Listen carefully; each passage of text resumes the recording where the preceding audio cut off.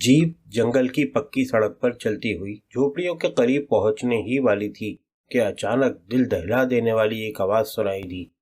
इसी आवाज के साथ मवेशियों में भगदड़ मची और जंगल के पुरसुकून माहौल में भूचाल सा आ गया। सबकी नजरें खुद ब खुद इस आवाज की तरफ उठ गईं और ये समझते देर न लगी कि कोई भूखा शेर अपने पेट की आग बुझाने के लिए किसी भैंस पर हमला कर बैठा है।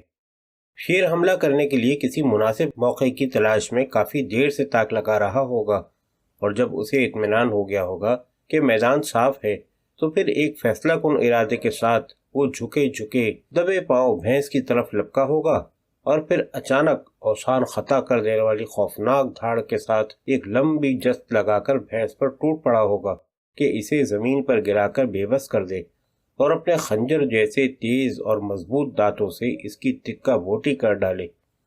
शेर ने एक ऐसी भैंस को निशाना बनाया था जो घास चरते चरते अकेली उस तरफ निकल गई थी जहां घास ऊंची थी और झाड़ियां भी जरा करीब करीब उगी हुई थी।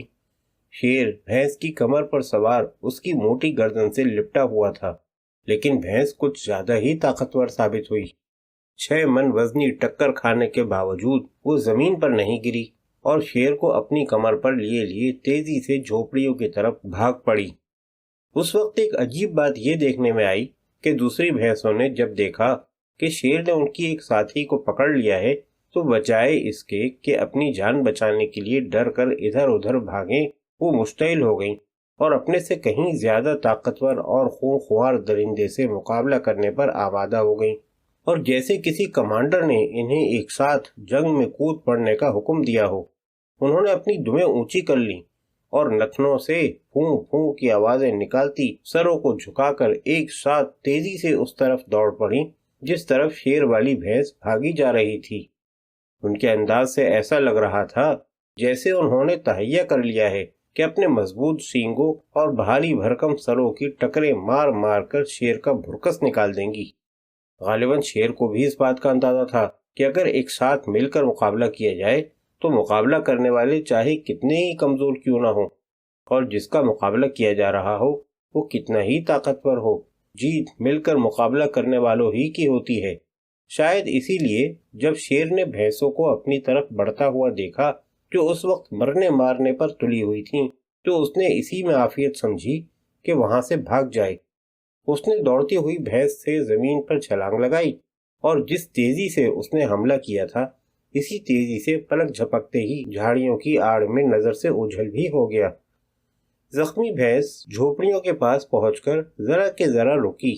उसने सर उठाकर घबराए हुए अंदाज में इधर उधर देखा और फिर भागकर एक झोपड़ी में चली गई।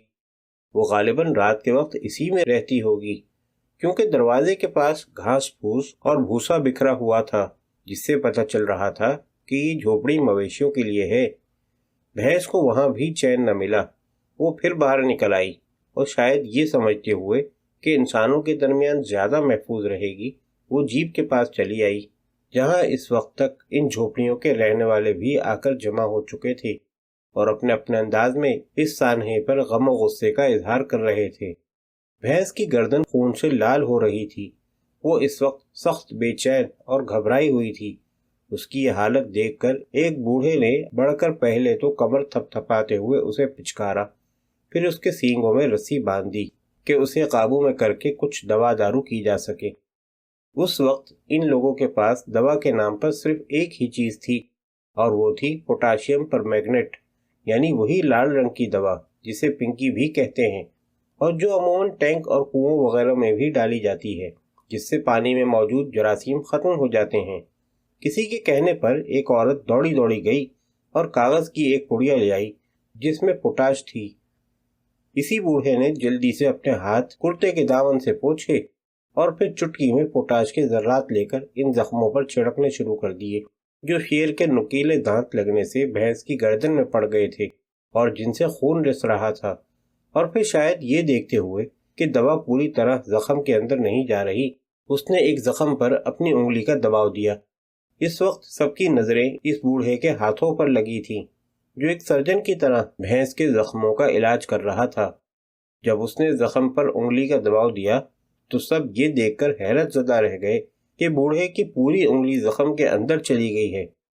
اس سے اندازہ ہوا کہ شیر کے دانت کافی بڑے بڑے ہوں گے، اور یہ محض اتفاق تھا کہ شیر کے منہ میں آ جانے کے باوجود بھینس بھاگنے میں کامیاب ہو گئی، ورنہ ایک بار شیر کے خنجر جیسے تیز نکیلے ناخنوں اور فولاد کی طرح مضبوط اور بھالے جیسے لمبے دانتوں کی پکڑ میں آ جانے کے بعد جان بچنے کے واقعات بس کبھی کبھار ہی دیکھنے میں آتے ہیں۔ زخموں میں پوٹاش بھرنے کا کام جلد ہی پورا ہو گیا۔ زخمی بھینس بھی جان لیوا ہنگامے سے دوچار ہونے کے بعد نڈھال ہو کر زمین پر بیٹھ گئی تھی، اور ادھر شام کے سائے تیزی سے لمبے ہونا شروع ہو گئے تھے۔ مجبوراً اس ڈر سے کہ کہیں راستے میں ہی رات نہ ہو جائے، سفر پھر شروع کیا گیا۔